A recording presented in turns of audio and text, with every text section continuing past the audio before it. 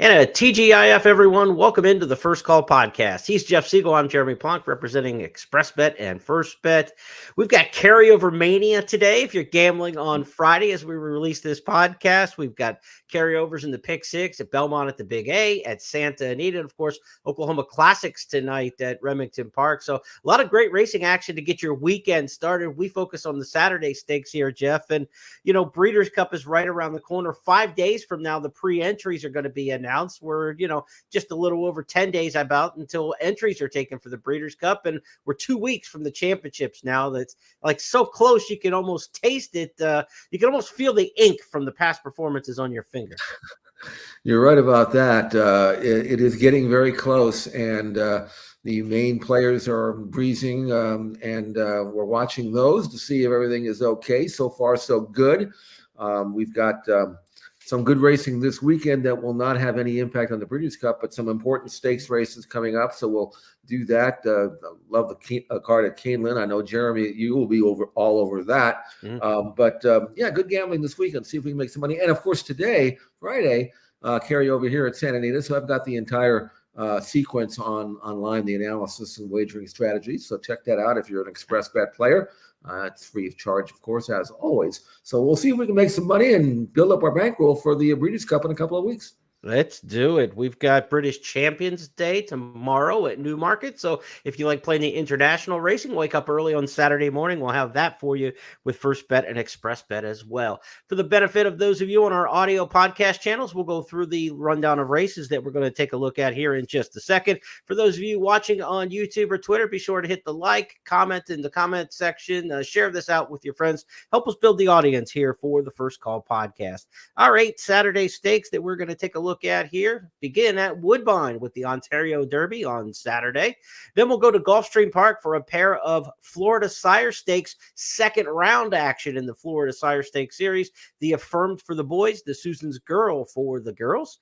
We'll go to Belmont at the Big A for a pair of turf stakes late in the season, the Awad and the Athenia. At Keeneland, we've got 3-year-old sprinters in the spotlight, the boys in the Prairieville, and what an interesting cast they ended up with this one, and the Raven Run for the 3-year-old fillies. That has produced horses who went on to the Breeders' Cup in the past. Maybe we'll see a quick turnaround in that one. And at Santa Anita, they'll run the lure for turf milers. You got to be a turf miler to run in the lure stakes. All right, Jeff, let's get handicapping here. We're going to start things out north of the border at Woodbine on Saturday. 1 mile and 1/8 for the Ontario Derby. This is on the main track, the synthetic Tapeta surface. Field of 7 has entered. You didn't get very far into the past performances before coming up with your first pick. Right at the top of the page, you got the one in here. Bail us out. Bail us out looks like a progressive colt. I'm looking at Lucky. You wouldn't expect a looking at Lucky colt to bring $700,000 at auction in the 2-year-old sale, but apparently he previewed pretty impressively. Yeah. He looks like a colt, a Ripoli stable colt that has a chance to develop into a 4-year-old next year to be very useful. But first things first, and that's winning the Ontario Derby. When I saw this on the calendar, I figured it was a Canadian-bred race, but no, it's an open race, and this is a colt that was a Kentucky-bred colt who started down at Gulfstream Park last winter and broke his maiden like a promising sort. Had a couple of runs here at Woodbine on grass. He's back on the all-weather. I don't think the surface foot should bother him. Mm-hmm. Again, a horse who likes to sit somewhere in mid-pack and continue on, and I expect him to produce another forward move and be good enough to beat this field. He's one of a couple 3-year-olds in here, including Roskar. Roskar won the third leg of the Canadian Triple Crown last time out in the Breeders' Stakes at Woodbine. That on the turf. Now he goes to the main track. Bail us out. Jeff's top pick. Kevin Attard for Ripoli Stable. We saw that connection win at Keeneland this week already. So brought one down from Canada to win. They'll stay home with this one. Bail us out. Jeff's top pick in the race. Let's go back and take a look at Bail us out in victory last time out. Coming 3 wide and just waiting in the wings is McAvoy. Down the outside coming is Friendly Ghost after Runaway Charlie and Cause of Mayhem. McAvoy switching course up the inside. Bayless out, flying home down the outside might be the one. McAvoy the rail, Bayless out and McAvoy on the outside. Bayless out, fleeing to the front. McAvoy trying to fight back and Bayless out for Ripoli Stable, the winner. About a length to McAvoy, 4.5 to Friendly Ghost, and behind them Exude. Jeff's top pick there, Bail Us Out. Hopefully that's right in the opening race of our stakes analysis, Jeff. We don't even need the bail out on that one. Get us started with Bail Us Out. Let's go to the Florida Sire Stakes double, if you will. Races 8 and 11 on the card Saturday at Gulfstream Park. They ran the first leg of the Florida Sire Stakes back on September 7th. They come back with the second leg, and these horses stretch out from 6 furlongs to 7. Not a massive difference in terms of the distance, same configuration, same racetrack. Just a little bit more being asked of these runners, Jeff. And we had some dominant winners in the first leg of the Sire Stakes series. So will we see repeat performances? The Affirmed is the first one up. The Colts are in here. And by speed figures and by a lot of opinions, Rated by Merit might be the fastest 2-year-old sprinter in the country right now. Based on numbers, you could make a case for him. You know, he doesn't get a lot of following. I don't think too many people have ever heard of him because he's got a kind of a Florida bred pedigree, and he's been running in, he won a stakes, but it was a Florida bred stakes. But if he were some horse in New York breaking his maiden and coming back and winning a stakes with these kinds of numbers, all of a sudden he'd be on everybody's list of future stars. I don't expect him to lose this race. He's 3 to 5 on the line, probably even lower than that, but he's won his first 2 starts by almost 16 lengths. And again, as you pointed out, his numbers are very, very fast. He's stretching up from 6 to 7, but Rated by Merit is a horse who's not a speed crazy kind of horse. He can sit second and then kick on with it. He can take heat. He can give you a second move. Right. It's just a matter of whenever he gets a chance to step out of the comfort zone of his state-bred rivals and take on the real horses, so to speak. We'll find out how good he is, but I don't think we'll find too much more about him than another short price favorite, runaway favorite. Rated by Merit should go about his business and do what he's been doing. He's bi-battalion runner out of a Spitestown mare. He's probably a sprinter. We're not talking about a Triple Crown prospect here. But this is a horse who, if he's good and he's in the championship meet here, the Swale races like that would be his big goal, open company next season. But Rated by Merit should be a big favorite here. He had 7 challengers in the Dr. Feger, the first leg of this series. Only 3 of those decided to take a second shot back at him. A couple newcomers to the cast. But here's why only 3 horses wanted to run back against him.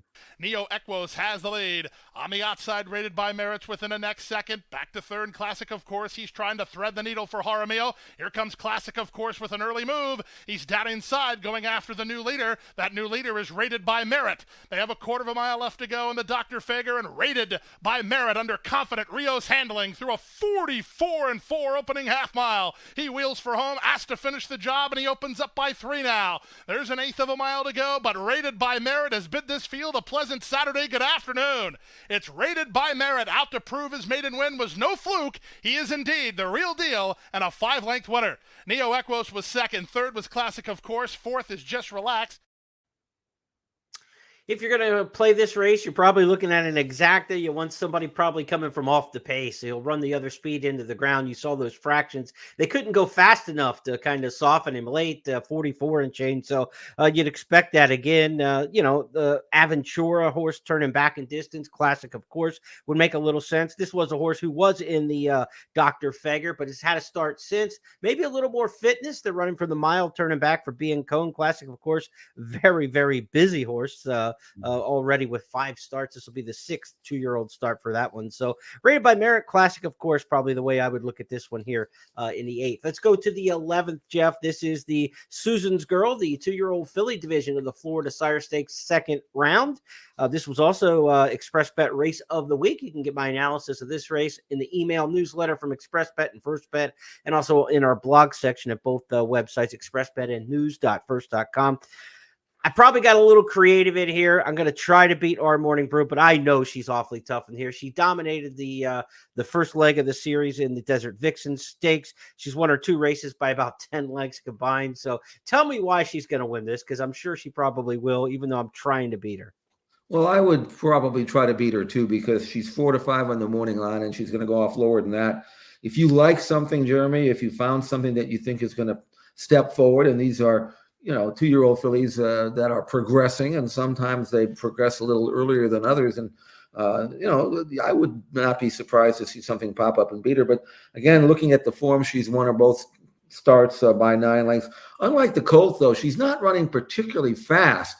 In other words, she's probably not beating much, and maybe the opposition's made her look a little better than she is. But there's not a lot in here that I can find that can necessarily beat her if everything stays the same. But if you find something that you like, I'm all ears, because again, she's not really the kind of horse I'd like to take a very short price on.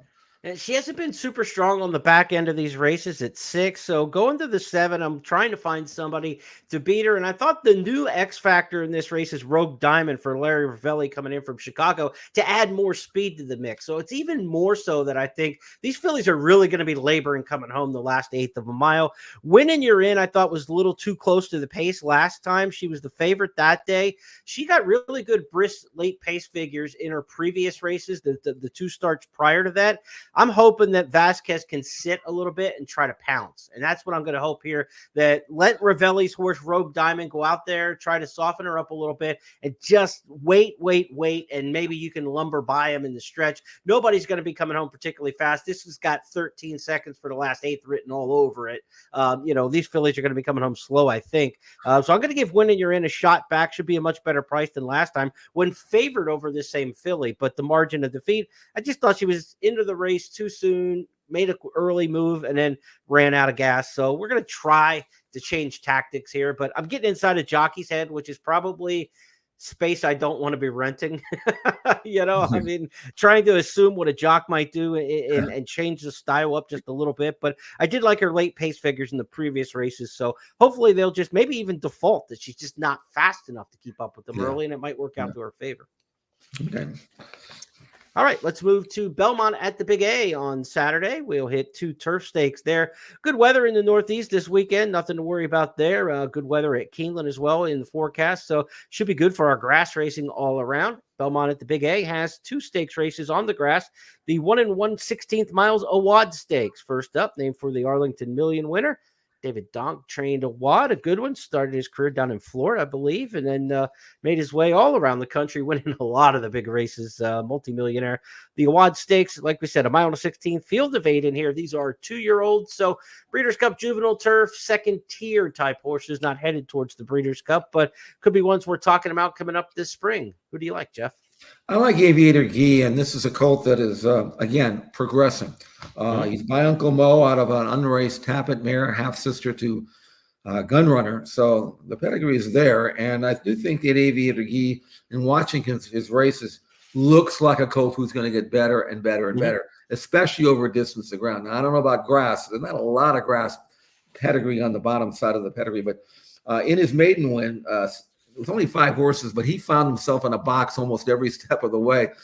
Between horses, second flight, nowhere to go, couldn't rally. Finally got loose at the top of the stretch and then quickened like a nice colt. I really think this is going to be a nice colt. Again, I don't know about the grass, but he strikes me as a colt that's going to get much better with racing. And he's 3-1 for Chad Brown. Brown's got another one in here who's a major contender, a maiden that Pratt's riding, valuation metric. You could make a case for him.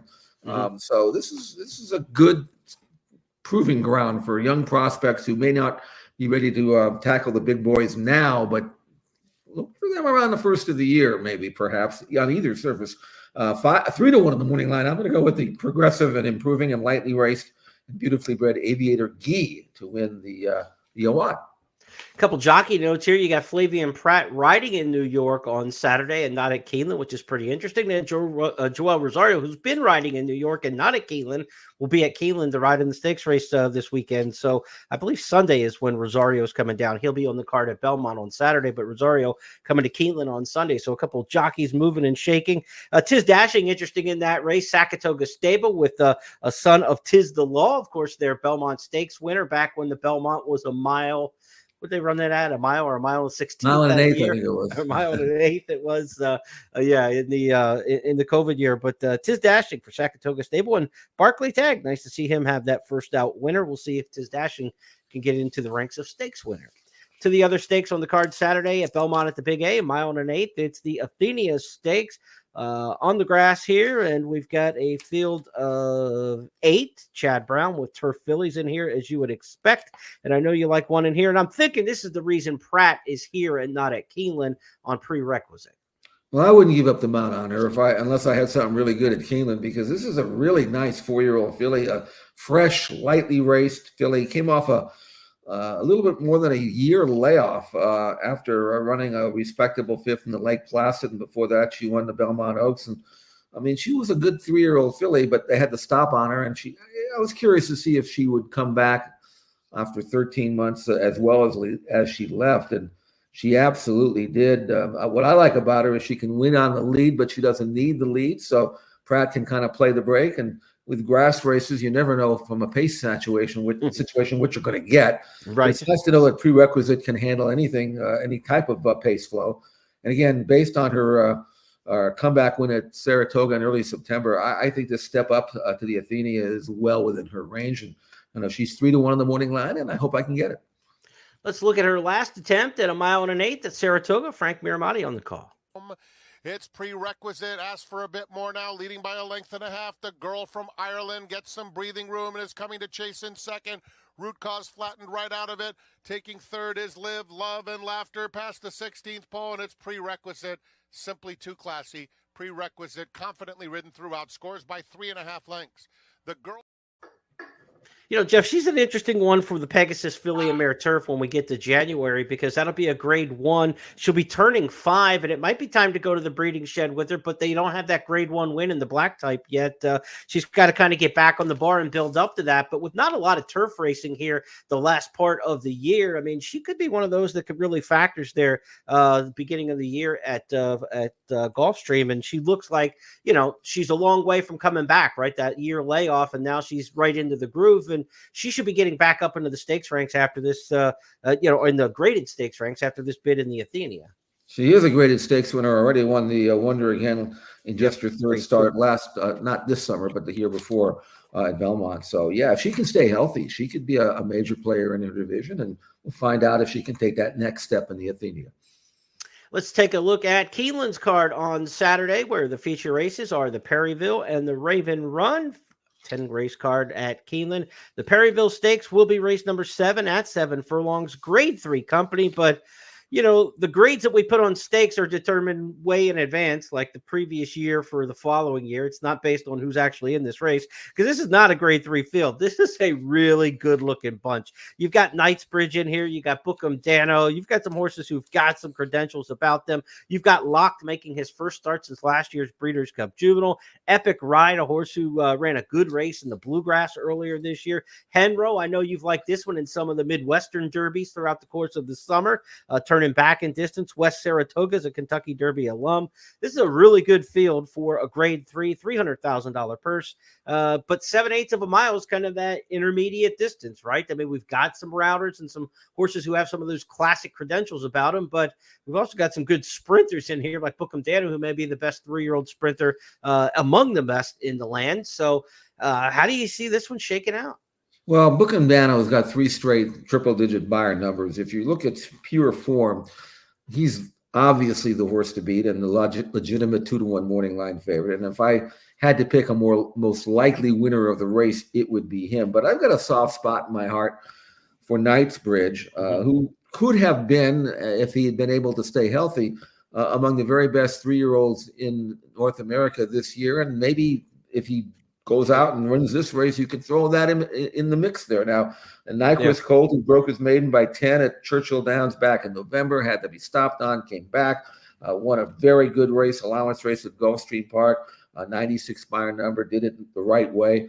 Then they had to stop on him again. You know, if he can stay healthy, he strikes me as a poor man's Nysos, the same type of thing, you know, both by Nyquist, and they're terrifically talented, but you can't keep them, you can't get 2 races out of him, you know. So I'm really curious to see if he can come back and be as impressive on the comeback trail in what clearly is his toughest test to date off this layoff, or whether the physical ailments that he's obviously had have prevented him from developing as much as I hope he can. So I'm going to be looking at 3-1 on Knightsbridge. I don't have any information. I don't know how serious they are today. I don't know. I don't think they'd be running him unless they thought he was going well, but he better run his race, because and then you mentioned Locked. I mean, you know how high I was on him last year, and we have not seen him since the Breeders' Cup Juvenile, so he's been away. But his works are good. This is a terrific race. If they all showed up with their very best race, I'm not so sure Knightsbridge couldn't win. I just don't know where he's quite at yet. So we'll see. It's been a while since we've seen him, so let's turn back the clock to March with Knightsbridge and his allowance win at Gulfstream with Pete Aiello. And they go 45-2 for a strong half mile. Knightsbridge has taken heat every step of the journey, and C Streak launching his bid on the outside second. They've dueled tune up the trees into submission. He's now third. Fourth is Speed Control, still far back Smart Al Masti. So Knightsbridge has one to fight off as they run to the top of the stretch, and he's right alongside. It's C Streak and Knightsbridge for a quarter of a mile confrontation. They're 8 ahead of Speed Control, who just ran into third from Turn Up the Trees, and they're at the top of the stretch. Junior Alvarado and the son of Nyquist, Knightsbridge, now get a clear lead. They're 3 on top. C Streak has done everything he can, but what he cannot do is stay with Knightsbridge. Knightsbridge delivers a big-time run in his seasonal debut. He'll be geared down and 6 lengths in front. Knightsbridge, sharp. Runner up there, C Streak, turned out to have a decent year. Ran pretty well in some races at Monmouth over the summer, so not a bad field there. And we'll see what we get out of Knightsbridge on the comeback. Same story with Locked, like you mentioned, has not run since the Breeders' Cup Juvenile when he ran third that day. I like him for some reason in this spot. He's got that handicapping angle I like. I call it the LTB. Layoff, turn back in distance, and bullet workouts.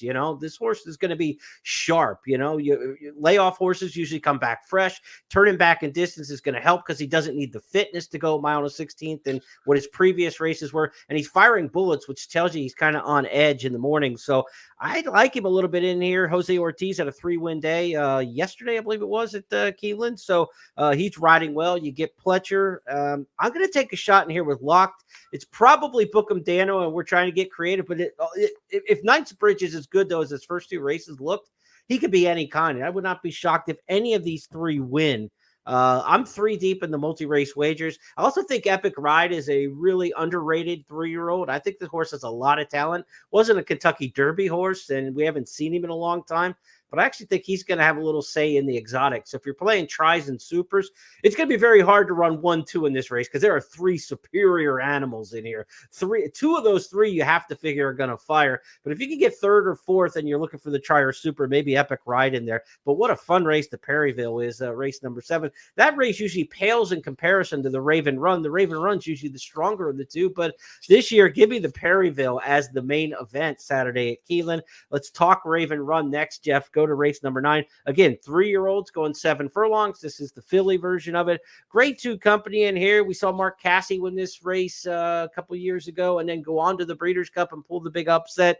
I don't know that we're going to see any kind of turnaround with these fillies going to the Breeders' Cup, but it can be done. They've got till Monday to pre-enter. So if somebody runs good on Saturday, they might drop a pre-entry in and just see how their horse comes out of the race. So let's take a look. I mean, all the fillies in this race are Breeders' Cup eligible and nominated. So we'll see. $350,000 the purse. What do you like in here in the Raven Run? Well, Ways and Means is probably going to be the morning line favorite in the Breeders' Cup Filly and Mare Sprint. And so if you can't beat her, you can run second to her. And that's exactly what Emery did in the test. And I don't think she needs anything more than a repeat of that race to beat this field. Whether or not she wants to go after Ways and Means, in short rest, 2 weeks turnaround. I don't know about that, but she's had enough time. She actually, ran very hard in the test, ran second, but she's had time. That was early August, and so I don't think I think Brad's doing right by her.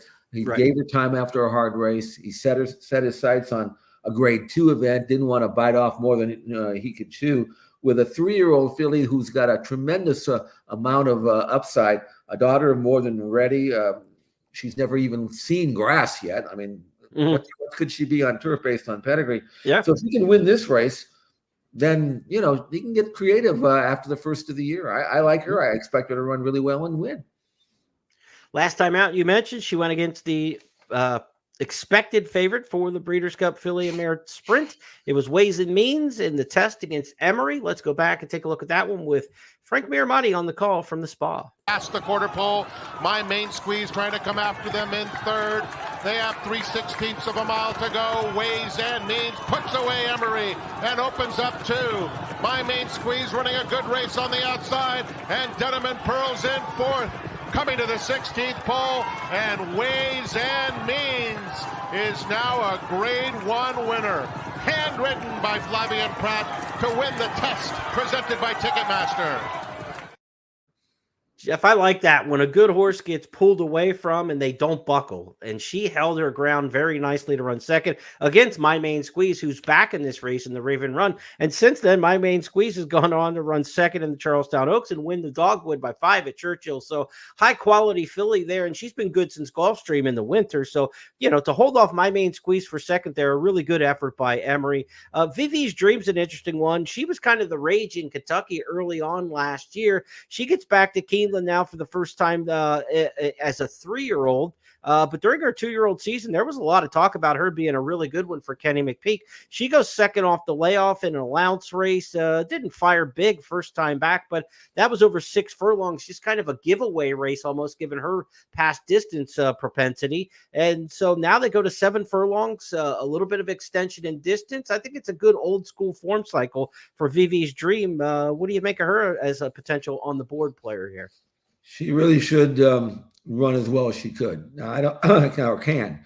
I don't know how much progress she's made between her 2- and 3-year-old season. Even if she's just nothing more than the same filly, she's pretty darn good. Mm-hmm.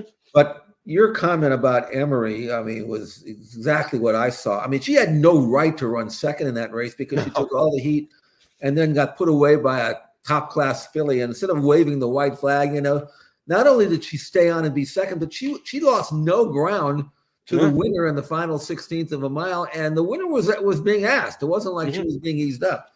I thought Emery ran as good as she can run, and numbers-wise, she's very fast. If you look at her sprint form, the only really poor race she ran was in the slop and the Frizette in her second start going a mile. Other than that, she wins by 5. She wins by 5. She wins the listed stakes by 3. She wins the victory ride.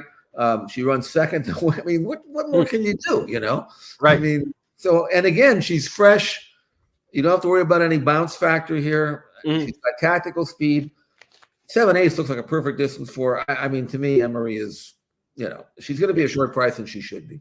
Yeah, we're on the same page here. 5.36 the way I've got it, with My Main Squeeze running right behind her again, like she did in the test, and then maybe Vivi's Dream for a piece of it. And when I talk about a filly wheeling back quick out of this race off a short performance, I don't think it would be Emery if she's the one who wins it. It's not Brad's deal to come back on 2 weeks, especially with a filly who they took this long layoff to avoid the bounce probably since that race. That's the quarter pole. My Main Squeeze trying to come after them in. Me there. I hit the ground to make my point, and I clicked the mouse to run the video. But no, she's not a candidate to run back at the Breeders' Cup. I don't think they would do that. But maybe one of the others, if they had a big progressive race and and ran through the wind, maybe they would take a shot at the Breeders' Cup. But I don't think it would be her. Let's go out to your backyard to Santa Anita as we wrap up our handicapping for our 8 Saturday stakes. The Lure will be race number 8 on the card. Turf Mile here for horses who have not won a stakes race at a mile or over in 2024. Jeff, who do you like here in the feature race at Santa Anita? Actually, I looked at Exalted. He's a perfect 4-for-4 at Santa Anita, but I don't know whether he's quite the same horse at age 7 as he used to be. Mana Rose, however, is a very fast horse who just showed he didn't beat much because it was a state bred race. He won the E.B. Johnson at Los Al going a mile, just parked that day, but was running against the wind.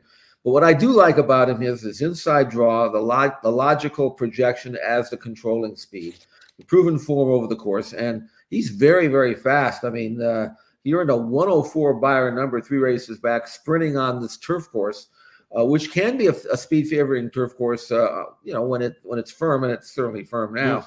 And I don't think anybody's going to try to go with him. Edwin Maldonado was a terrific speed rider, knows him well, has been riding him all of his races, and horses won 7 out of 12. He had a poor run 2 races back, going 5/8 at Del Mar, two runs back, but he was just flat that day. But he certainly wasn't flat last time out, and I expect him to make the running. And from a gambling standpoint, I don't see any reason why he can't run this field off their feet. Again, first time around 2 turns at Los Al, he handled that easily. I take him right back at 5-2 on the morning line. Fits nicely into the conditions of this race for sure, coming out of that restricted Statebred Stakes last time out. Seal Team hasn't run this year, eligible for this race by conditions because he hasn't done anything in 2024. Hasn't started since winning the Twilight Derby on the Breeders' Cup weekend card last year for Richard Mandella. If there is a trainer in Southern California that you'd probably want to bet off a layoff like this, it feels like Richard Mandella. He's just a quality horseman who's going to bring a horse up to the race the right way. He found the right spot for him. What do you make a Seal Team in here? Not the best to post, but he's a drop back closer and probably lets the field just kind of, flow out of there from the inside. I mean, I loved him last year as a colt who was going to get progressive. In fact, he was 7-1 in the Twilight Derby and cashed a ticket that day. And then I was very disappointed to learn that he had gotten injured, and now he comes back almost a year later. And I don't know. I mean, he's trained well. I mean, he's trained like a horse that should be fit. I don't know how cranked up he is. This is the first race back. There's a lot of good races for a colt like this next year. I would think that Richard would probably try to train him up to the race and get what you can. And this is only a mile. You can go a mile and an eighth. In fact, you might be better as the longer they go. So I don't know how serious they are going to be, but especially from an outside draw where, it's not the kind of course going a mile with probably a lone F type of speed horse in the race that you want to, brutalize him. You know what I'm saying? I hate right. You don't want to empty him out. Right. Yeah. I mean, give him a little bit of a run, get a race into him. Once you get that race into him, Seal Team can, now you don't have to hone on him in the morning. You've got, a race. There's a race at Del Mar called, I think, the Seabiscuit that I think he could be pointing for. And then after that, you move into the next year. And this is the kind of colt that, could be a Pegasus horse as well. This isn't the most important race in the world. So I'm going to watch Seal Team for future reference. And if he runs good and shows that he's the same horse he was last year, all the best. But at this race, Mano Rose looks like he's going to have every chance to wire the field. And he knows how to win, and he loves this course. So I'll go with number 2, Mano Rose.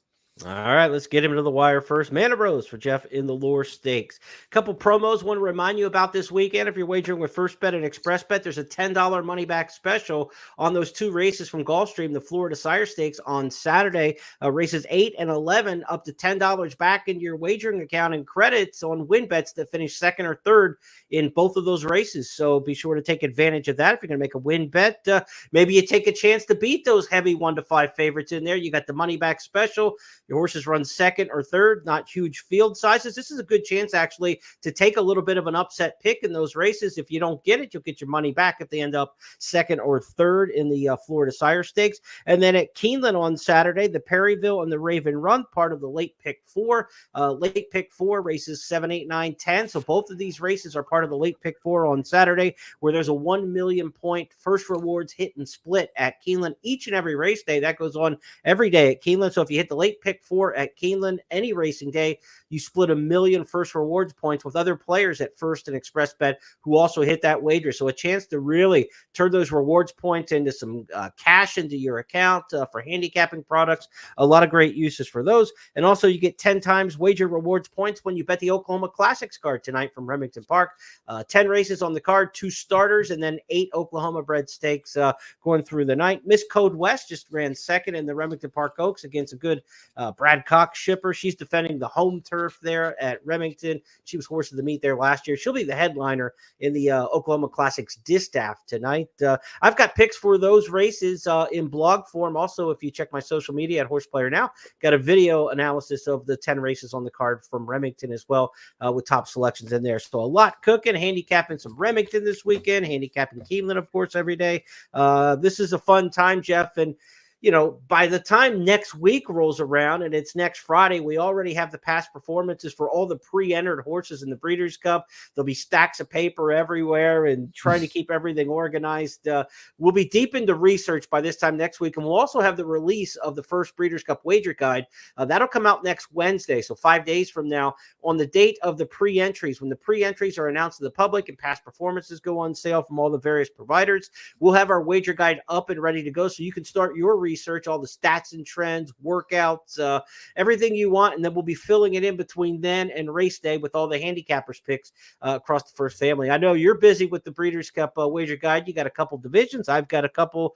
We'll also have Eddie Olczyk in there, Scott Shapiro, our friends from Santa Anita, Millie Ball, Zoe Cadman will be in there, Michelle Hughes. So good group of handicappers to take part. And I can't wait. It's the Breeders' Cup is almost here. Like, if you love the handicap, this is Christmas. Kentucky Derby Day is awesome. Pool sizes are awesome. Great gambling. But from a handicapping standpoint, these are just all the puzzles you could think of over the course of 2 days. And this year is a little different than some years we've had in that you've got contenders in every race. There may be one or two races where you're going to have a short price, but every race has got at least 2 and sometimes 3, 4, or 5 horses that you could bet on with expectations, Right. And Cockburn is going to be a short price, we know, in the turf sprint. But other than that, there are good gambling races, and you got to, I'm going to do the research as you will, as all good handicappers will, and it's going to be really exciting. And I can't wait to. By the way, thank you for giving me 2 really good races for the guide, the handicap, the juvenile and the turf. I've got serious opinions on both races already. Good. So I don't have to. Sometimes I get races where I look at it for the guide and say, I don't like anything. I got to invent something, but this is going to be easy for me. So anyway, looking forward to that. As you mentioned, they'll enter on Monday. They'll release them on Wednesday. Hopefully I'll get a head start as the morning line maker for the Breeders' Cup. They should at least do that for me, right?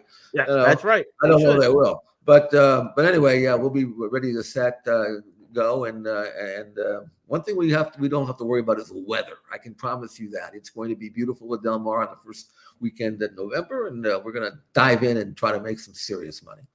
Let's do it. Exciting times here. Jeff and I will be back on Tuesday for the It's Official podcast. If you missed last week's It's Official, be sure to check it out in the archives, because we previewed the 5 Breeders' Cup 2-year-old races for Future Stars Friday with a look at the probable starters, some video of the horses, a lot of international talk, and started our research on that. And when we come back on Tuesday this week, we're going to look at 5 more divisions in advance of the pre-entries coming out 24 hours after that. So the next couple weeks of It's Official, very important. Of course, the First Call podcast, Breeders' Cup week, just give you a little advanced programming. We will do it on Thursday, Breeders' Cup week, typically a Friday release, but with Friday Breeders' Cup racing, of course, Future Stars Friday and Championship Saturday, we will move this podcast up to Thursday on Breeders' Cup week with all of our final handicapping analysis. So ton of great information going to be out there this weekend. Be sure to check it all out at First Bet and Express Bet. We'll have Eddie Olczyk checking in with his hat trick for Gulfstream on Saturday for the